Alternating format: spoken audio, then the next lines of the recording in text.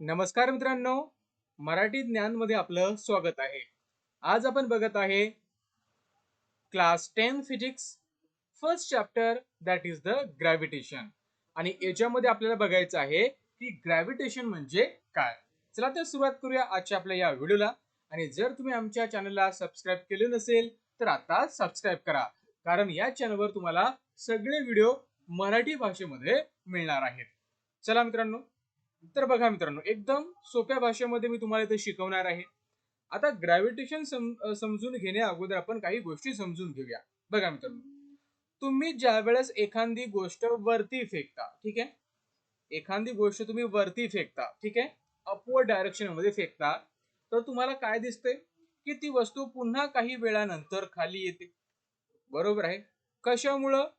तर इथं आपण म्हणू शकतो की पृथ्वी काय करत आहे, एक फोर्स अप्लाइड करत आहे त्या ऑब्जेक्टवर, त्याच्यामुळे ती वस्तू पुन्हा खाली येते. ओके, चला एवढं तुम्हाला समजले. मग नेमकं तो फोर्स कोणता आहे, त्याचा शोध कोणी लावला, हे आपण इथं बघूया. आता बघा मित्रांनो, आता जो काही ग्रॅव्हिटेशन आहे जो आपण इथं शिकत आहे, ठीक आहे, मग या ग्रॅव्हिटेशनचा जो काही शोध आहे म्हणजे याला डिस्कवर्ड केलेला आहे तो म्हणजे सर आयझॅक न्यूटन यांनी. कोणी केलेला आहे? हा जो फेनॉमेना आहे ग्रॅव्हिटेशनचा, हा डिस्कवर्ड केलेला आहे सर आयझॅक न्यूटन यांनी. ठीक आहे, सर आयझॅक न्यूटन यांनी, तुम्हाला यांचं नाव ध्यानात ठेवायचं आहे, यांनी हा फेनॉमेना डेव्हलप केलेला आहे. आता त्यांनी काय सांगितलं की ते एका झाडाखाली बसले होते. बसल्यानंतर एक सफरचंद तुटलं, ऍपल तुटलं आणि त्यांच्या अंगावर पडलं. त्यानंतर त्यांनी विचार करायला सुरुवात केली की हे जे सफरचंद पडलेलं आहे, हे सफरचंद खालीच का पडलं, हे असं हॉरिझॉन्टल का गेले नाही किंवा हे असं वरती का गेले नाही, ते विचार करत होते. तर बघा मित्रांनो, त्यांना लक्षात आलं की नक्की आपल्या पृथ्वीमध्ये अशी कोणती तरी गोष्ट आहे की ती काय करत आहे, या वस्तूला म्हणजे त्या ऍपलला स्वतःकडे खेचत आहे. मग ती कोणती आहे? तर त्यालाच त्यांनी नाव दिलेलं आहे ग्रॅव्हिटेशनल फोर्स. त्याला त्यांनी नाव काय दिलं?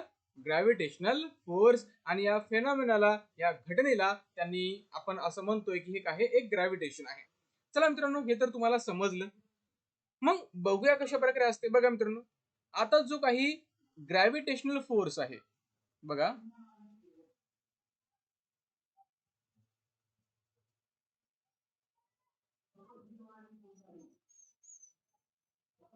बघा मित्रांनो, हा जो काही ग्रॅव्हिटेशनल फोर्स आहे ना, हा युनिव्हर्सल फोर्स आहे.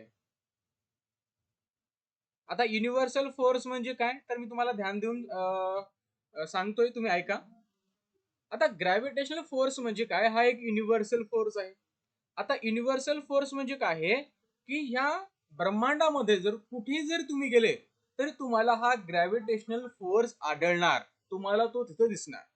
ठीक आहे, म्हणजे कुठेही जा, या ब्रह्मांडामध्ये तुम्ही कुठेही जा, मंगळ ग्रहावर जा, चंद्रावर जा, की तुम्ही दुसऱ्या कुठल्याही दूरच्या ग्रहावर जा, तुम्हाला हा ग्रॅव्हिटेशनल फोर्स दिसणार.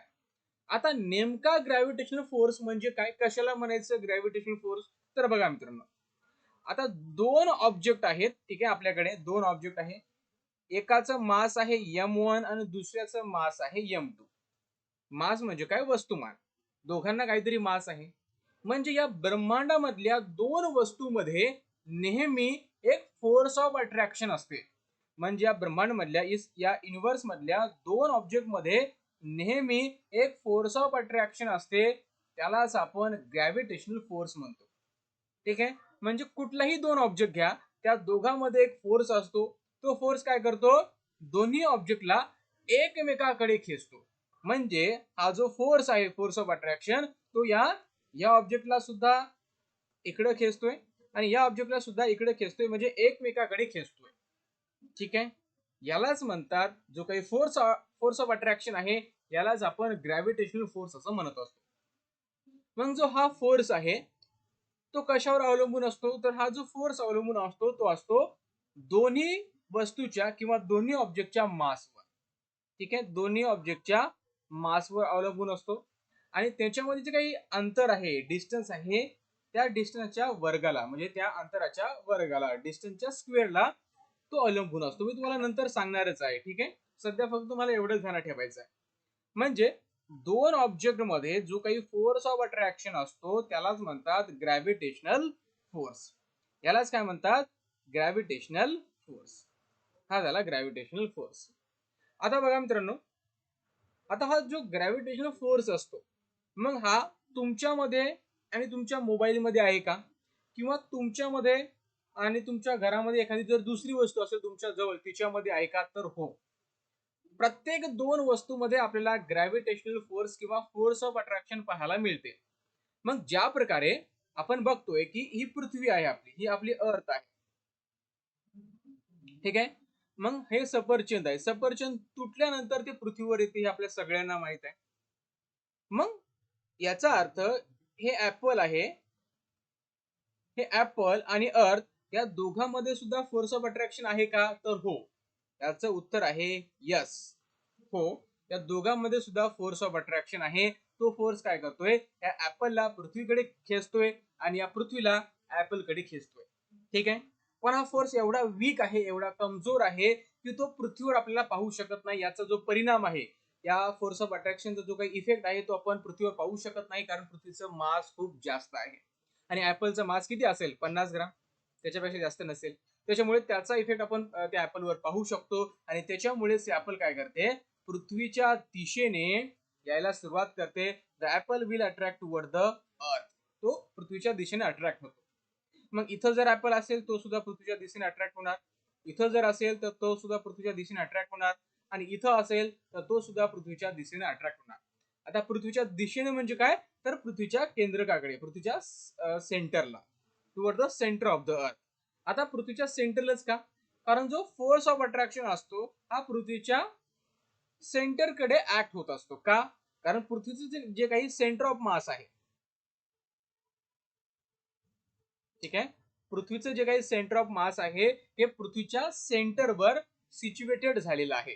त्याच्यामुळे जो काही फोर्स ऑफ अट्रॅक्शन आहे, याचा जो काही डायरेक्शन असतो तो नेहमी पृथ्वीच्या केंद्रकाकडे असतो. म्हणूनच जो काही ऑब्जेक्ट असतो तो जो पृथ्वीकडे अट्रॅक्ट होतो due to the force of attraction, तो नेहमी पृथ्वीच्या केंद्रकाच्या पृथ्वीच्या सेंटरच्या दिशेनेच तो नेहमी असतो.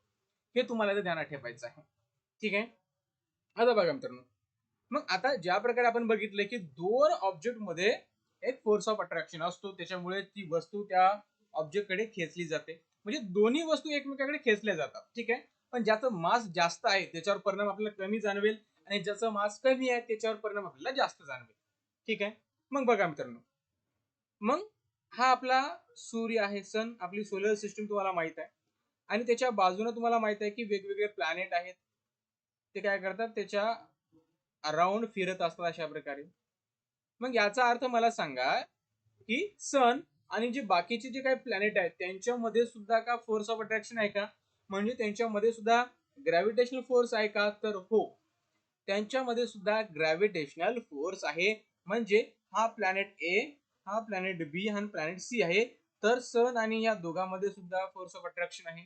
सन आणि हा जो प्लॅनेट आहे बी याच्यामध्ये सुद्धा फोर्स ऑफ अट्रॅक्शन आहे. सन आणि हा जो सी आहे याच्यामध्ये सुद्धा फोर्स ऑफ अट्रॅक्शन आहे. मग तुम्ही म्हणत असाल सर, ज्या प्रकारे ऍपल पृथ्वीवर पडतो, मग हे जे प्लॅनेट आहे ते सुद्धा पृथ्वीवर आपल्या सनवर का पडत नाही, कारण दोघांमध्ये सुद्धा फोर्स ऑफ अट्रॅक्शन आहे आणि सन का आहे, खूप मोठा आहे. मग जे प्लॅनेट्स आहेत ते सनवर का पडत नाहीत, याचं कारण आहे की ह्या जे काही प्लॅनेट्स आहेत यांच्या जवळ असणारी व्हेलॉसिटी, ठीक आहे. म्हणजे हे जे काही प्लॅनेट्स आहे यांच्याजवळ एक स्पेसिफिक व्हेलॉसिटी असते, त्याला आपण क्रिटिकल व्हेलॉसिटी असं म्हणतो. जर क्रिटिकल व्हेलॉसिटी नसती तर हे सगळे प्लॅनेट सूर्यावर जाऊन पडले असते. पण यांना क्रिटिकल व्हेलॉसिटी आहे, त्याच्यामुळे काय होतात, हे याच ऑर्बिटमध्ये, याच शेलमध्ये किंवा याच ऑर्बिटमध्ये ते फिरत असतात. आणि जर त्यांना क्रिटिकल व्हेलॉसिटी नसती तर ते सुद्धा ऍपल ज्या प्रकारे तुटल्यानंतर खाली पडते पृथ्वीच्या केंद्रकाच्या दिशेने, त्याच प्रकारे हे प्लॅनेट सुद्धा चंद्राच्या चंद्राच्या नाही तर या सूर्याच्या केंद्रकाच्या दिशेने आले असते, व तो चंद्र म्हणा किंवा जे प्लॅनेट आहे ते नष्ट झाले असते, किंवा जो सन आहे त्याच्यावर स्फोट झाला असता, ठीक आहे. म्हणजे आपण जिवंत आहे कारण आपली पृथ्वी त्या सूर्याभोवती फिरते, त्या सन भोवती फिरते, ठीक आहे, because of the gravitational force which is act between the planet and sun. हे तुम्हाला ध्यानात ठेवायचं आहे. ठीक आहे. मग तुम्हाला प्रश्न पडला असेल, हा जो ग्रॅव्हिटेशनल फोर्स आहे हा या युनिव्हर्स मध्ये सगळ्या दोन वस्तूमध्ये आहे का, तर हो, सगळ्या दोन वस्तूमध्ये आपल्याला हा फोर्स पाहायला मिळत असतो. म्हणजे ग्रॅव्हिटेशनल फोर्स काय आहे, हा एक फोर्स आहे, त्याचं युनिट न्यूटन आहे आणि याचा शोध लावला होता सर आयझॅक न्यूटन यांनी. ते आपण सगळ्या गोष्टी बघितलेल्या आहेत. आय होप, मला वाटतं तुम्हाला या सगळ्या गोष्टी समजल्या असेल. नेमकं फोर्स म्हणजे काय, तर ग्रॅव्हिटेशन म्हणजे काय, तर दोन वस्तू मधला जो काही फोर्स ऑफ अट्रॅक्शन आहे, ठीक आहे, दोन ऑब्जेक्ट मध्ये जो काही फोर्स ऑफ अट्रॅक्शन असतो त्यालाच आपण ग्रॅव्हिटेशनल फोर्स किंवा ग्रॅव्हिटी असं म्हणतो. ठीक आहे, समजते तुम्हाला मी काय म्हणतोय ते. तर हेच तुम्हाला ध्यानात ठेवायचं, एकदम सोप्या भाषेमध्ये मी तुम्हाला इथं सांगितलेलं आहे. आय होप तुम्हाला समजलं असेल. आणि जर तुम्ही नवीन असाल आमच्या चॅनलवर तर आता सबस्क्राईब करा. ठीक आहे, तर धन्यवाद हा व्हिडिओ बघितल्याबद्दल. आणि सगळे व्हिडिओ तुम्हाला मराठीमध्ये मिळत राहतील. Thanks for watching.